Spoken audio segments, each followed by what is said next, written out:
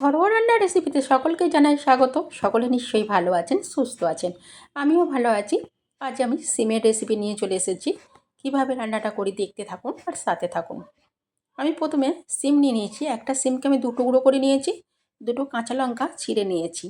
একটা বাটি নিয়ে নিয়েছি, তার মধ্যে আমি 2 চামচ পোস্ত নিয়ে নিচ্ছি।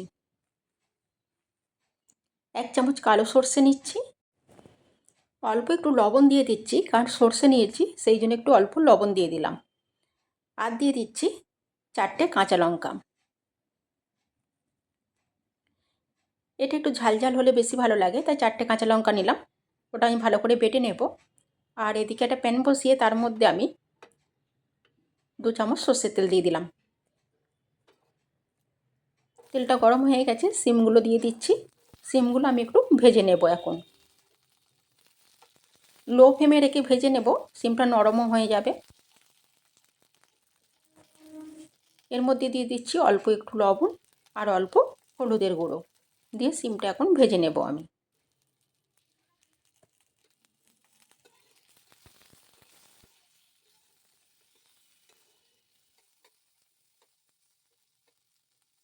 সিমের মধ্যে ভালো করে লবণ হলুদটা মিশিয়ে নিয়েছি।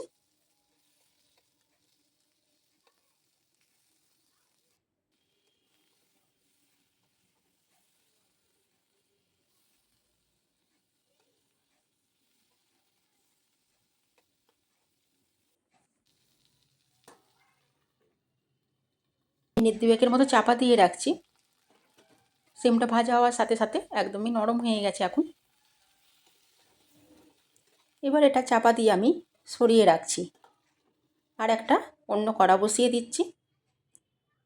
কড়াটা গরম হয়ে গেছে, আমি এখানে 1 চামচ সর্ষের তেল দিয়ে দিলাম আর দিয়ে দিচ্ছি কালো জিরে। দুটো কাঁচা লঙ্কা যে চিড়ে রেখেছিলাম সেটাও দিয়ে দিচ্ছি। আর এখানে আমি বেটে রেখেছিলাম আগে থেকে সর্ষে, পোস্ত আর কাঁচা লঙ্কাটা দিয়ে দিলাম। হলুদের গুঁড়ো, লবণ দিয়ে দিচ্ছি। আমি একেবারে সিমের পরিমাণ অনুযায়ী লবণ দিয়ে দিলাম।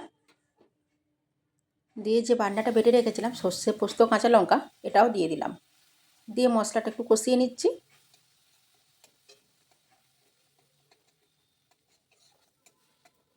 এইভাবে একবার সিম রান্না করবেন, খুব ভালো খেতে লাগে। অনেকেই অনেক রকমভাবে সিম রান্না করেন, কিন্তু সিম যদি এইভাবে একবার রান্না করে খান ভাতের সাথে খুব ভালো লাগে, এটা রুটির সাথেও ভালো লাগে। মশলাটা একটু কষিয়ে নিয়েছি। এবার এর মধ্যে দিয়ে দিচ্ছি একটু কাশ্মীরি লঙ্কার গুঁড়ো। যেহেতু আমি কাঁচা লঙ্কা বেটে নিয়েছি, গুঁড়ো লঙ্কা ব্যবহার করিনি, অল্প একটু কাশ্মীরি লঙ্কার গুঁড়ো দিলাম। এটা অপশনাল, দিতেও পারেন নাও পারেন। এবার এর মধ্যে আমি অল্প অল্প করে জল দিয়ে দেব।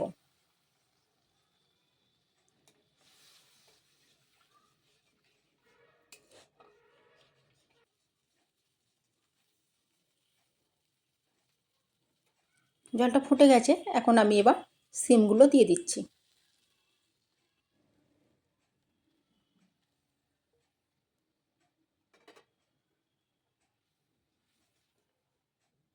কারণ সিমগুলো দিয়ে খুব ভালো করে একটু ফুটিয়ে নেব মশলাটা সিমের মধ্যে, যাতে ভালো করে ঢুকে যায়। আমি এবার এটা 2 মিনিটের জন্য চাপা দিয়ে দেব। সিমটা বেশ ভালো করে নরম হয়ে যাবে। সিম একটু শক্ত শক্ত খাজা খাজা থাকলে ভালো লাগে না। এই সময় দিয়ে দেবো অল্প একটু ধনেপাতা। এটা বেশ শুকনো শুকনো হবে। ধনেপাতাটা এবার মিশিয়ে নেব আমি। ঠিক এইরকম একদম গ্রেভি গ্রেভি হবে। আমি এটা একটা প্লেটের মধ্যে তুলে নিলাম।